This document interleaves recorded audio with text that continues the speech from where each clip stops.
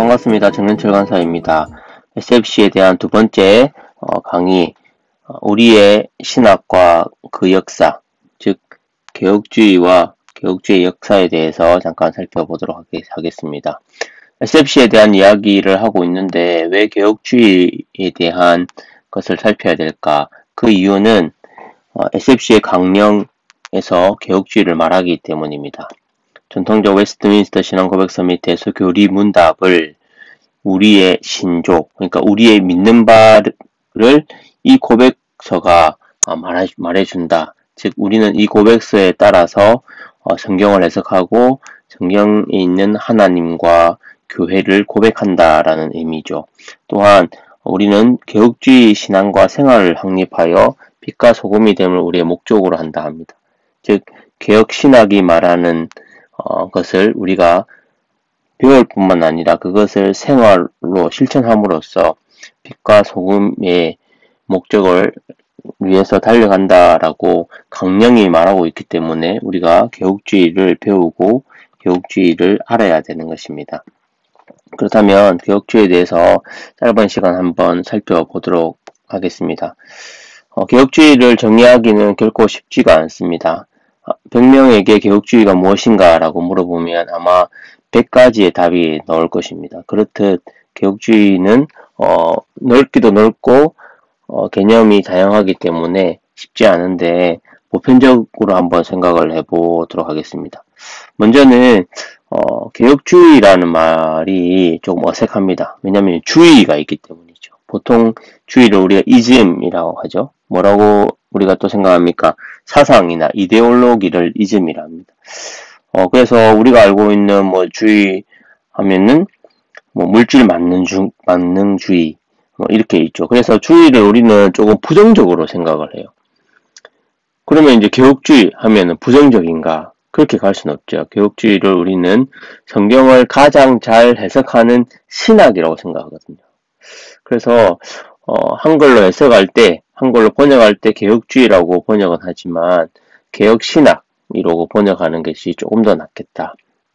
영어로 보면은 The Reformed Faith, 그러니까 개혁된 믿음이라는 느낌으로 영어는 씁니다. 그리고 The Reformation이라고 사용하는데 여기서 이제 더에서 T는 소문자로 The Reformation 이런 의미로 사용합니다. 근데 우리는 이제 개혁주의를 The Reformed라고 이렇게 제일 위에 있는 것처럼 사용하는데 이거는 조금 이제 모호한 단어이고 The Reformed Faith나 The Reformation으로 사용하는 것이 조금 옳은 것 같습니다. 그래서 개혁주의라고 사용하기보다도 개혁신학이라고 하는 것이 좀 나은데, 근데 이제 보편적으로 개혁주의를 하니까 제가 하고 싶은 얘기는 개혁주의가 부정적으로 다가가면 안 된다는 거죠. 물질 만능주의 이런 것처럼 부정적으로 다가가는 것이 아니라 개혁해서 나온 그 신학과 성경 해석이 개혁주의라는 것을 우리가 기억했으면 좋겠습니다. 개혁주의 하면 1517년 10월 31일 날 마틴 루터가 행했던 그 종교개혁 이후에 그 사건들 전체를 개혁주의라고 볼 수 있습니다. 그 사건 이후에 어떤 일들이 벌어집니까? 로마 가톨릭 처치로부터 이제 교회가 개혁되어 나오죠. 그 이제 교회들을 큰 범주에서는 개혁주의 교회, 개혁파 교회로 볼 수 있습니다. 그래서 그 사람들이 가면 어떤 의미에서 나왔냐? 성경 중심의 신학을 위해서 나온 거죠.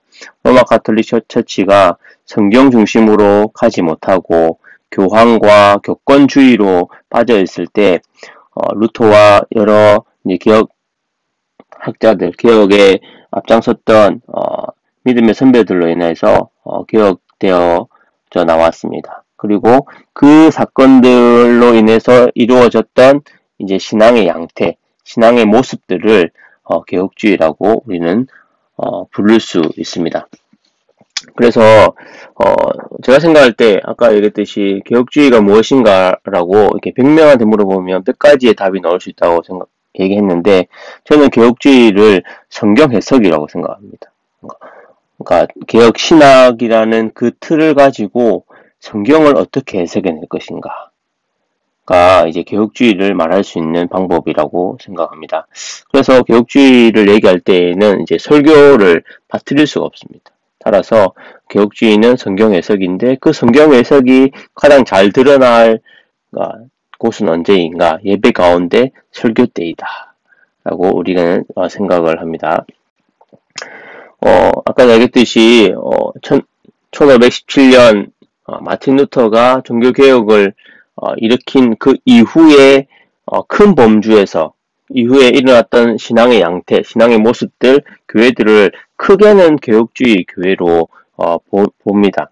하지만 좁게는 이제 그 이후에 칼빈 선생님을 비롯한 그 사람들의 성경 해석을 이제 우리는 좁게 개혁파, 개혁주의, 칼빈주의라고 부르죠. 그래서 이제 루터파와 개혁파가 어쨌든 나누어집니다. 크게는 이제 하나로 이렇게 볼 수 있지만 좁게 좀 나눈다면 루터파와 칼빈파로 나누어집니다. 이 사진은 유럽의 나라들에서 개혁주의가 어떻게 일어났는지를 보여주는 사진입니다. 어떻습니까? 유럽 곳곳에서 개혁주의 개혁 신학이 일어난 것을 볼 수 있습니다. 제가 아까 언급했듯이 루터와 칼빈만 이야기했지만 다양한 곳에서 영국과 스코틀랜드, 프랑스, 체코 다양한 곳에서 그 동일한 신학들이 꼽히게 되었다는 것을 우리가 좀 기억을 했으면 좋겠습니다. 우리가 딱 생각할 때는 루터와 칼빈으로만 생각하지만 다양한 곳에서 이제 하나님의 은혜로 성경 중심의 그 신학들이 일어났다는 것. 이로 인해서 고백서들이 만들어지죠. 즉 무슨 말이냐면 개혁파, 개혁주의, 개혁신학을 외치는 사람들은 다양했다는 것이죠. 대표적으로 칼빈을 이야기할 수 있지만 그리고 그 칼빈 선생님의 성경 해석을 따라서 어쨌든 간에 많은 영향력을 미친 건 맞지만 동시에 여러 곳에서 동일한 신학들이 일어났다는 것을 우리는 고백서를 통해서 알 수 있습니다. 순수를 쫙 보십시오. 프랑스 신앙 고백서부터 스코틀랜드, 그다음에 벨직은 벨기에와 네덜란드가 원래 합쳐졌을 때 처음 그 벨직이라는 이름으로 나라가 있었는데 나눠졌거든요. 벨기에와 네덜란드. 그러니까 나눠지기 전에 벨직 신앙 고백서가 있었고 독일 하이델베르크 요리문답, 그다음 네덜란드의 도르트 신경, 그리고 우리가 신조로 하고 있는 그 영국의 웨스트민스터 신앙 고백서들이 쭉 이제 만들어졌습니다. 왜 이렇게 만들어졌습니까? 이것은 유럽의 많은 나라들이 스스로는 아니겠지만 어쨌든 칼빈 선생님과 그 이후에 영향력을 받아서 자기 나라들에 맞는 고백서를 만들어낸 것이죠. 이렇게 많은 고백서를 순차적으로 만들어냅니다. 근데 중요한 것은 이렇게 고백서를 만들어냈는데 그 고백서들이 다 이제 동일성이 있다는 겁니다. 개혁 신학이 이야기하는 핵심은 이제 동일하게 가지고 있는 것이죠. 그래서 이 고백서들은 우리가 다 고백을 해도 전혀 이제 이상하지 않습니다. 프랑스 신앙 고백서, 스코틀랜드, 그다음 벨직, 하이델베르크, 도르트, 웨스트민스터 신앙 고백서 우리가 다 알 수는 없지만 어쨌든 간에 그 안에 하나님에 대해 또한 교회에 대한 고백들이 동일하다는 것을 우리는 꼭 기억을 해야 됩니다. 성경을 한 구절 읽겠습니다. 만물이 주에게서 나오고 주로 말미암고 주에게로 돌아감이라. 그에게 영광이 세세에 있을지어다. 아멘. 로마서 11장 36절의 말씀인데 이 말씀이 종교개혁 당시에 개혁자들의 모토가 되는 말씀입니다. 즉 모든 것이 하나님께로 나오고 결과적으로 하나님께로 돌아가야 된다가 핵심이죠. 그래서 이 말씀을 통하여서 개혁자들이 외쳤던 큰 이제 교리들, 즉 큰 가르침, 이 세 가지 정도가 있는데 하나님 중심 사상, 그 다음에 하나님 절대 주권, 오직 성경을 가르쳤습니다. 이것은 어떤 의미냐면 그 당시에 로마 가톨릭 처치는 하나님 중심적이지 않았습니다. 교황 중심으로 돌아갔고 그 다음에 교황이 가지고 있는 힘과 권력이 어마어마했습니다. 그래서 모든 주권, 모든 것을 하나님께서 다스리시고 보호하시고 지키시고 인정하지 않았습니다. 또한 오직 성경과 함께 그들은 성경과 함께 교황의 말과 그다음에 회의들의 결정들을 그들은 우선시했거든요. 이에 대해서 이제 그 개혁자들은 세 가지를 얘기했죠. 하나님 중심 사상, 하나님 절대 주권, 그 다음에 오직 성경만이 하나님을 말하고 우리가 무엇을 해야 될 바를 말한다라고 강조했습니다.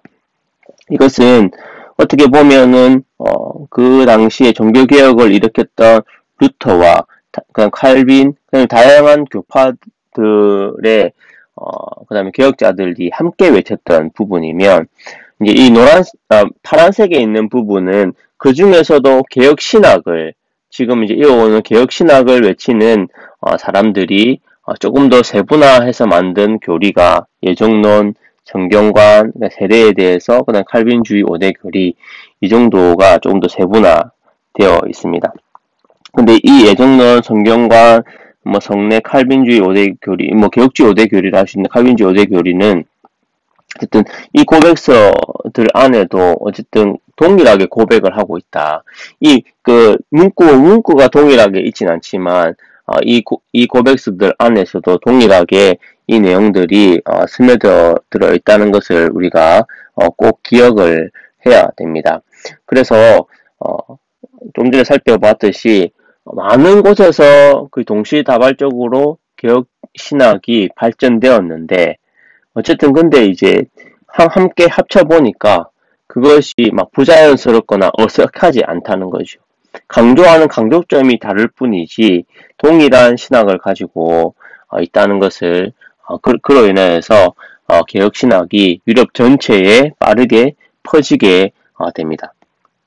이후에 개혁 신학은 영국에서 웨스트민스터 신앙 고백서를 만들어내고 그리고 이제 그 고백서가 이제 미국으로 넘어갑니다. 미국으로 넘어가서 미국의 그 신학을 꽃피웠고 결과적으로 다시 그 신학이 이제 한국으로 들어오게 되는데 그래서 이제 고신과 SFC가 그 개혁주의를 받아들이게 됐고 그 개혁주의가 얘기하는 웨스트민스터 신앙 고백서를 우리의 신조로 받아들이게 된 것이죠. 개혁주의의 핵심은 처음에 얘기했듯이 성경 해석입니다. 어떻게 성경을 해석할 것인가? 어떻게 성경을 해석해야 됩니까? 이런 교리들을 가지고 예정론을 가지고 그 다음에 성경관을 가지고 그 다음에 성례에 대한 이해를 가지고 그 다음에 칼빈주의, 그 다음에 개혁주의가 얘기하는 5가지 교리를 가지고 성경을 어떻게 해석해낼 것인가?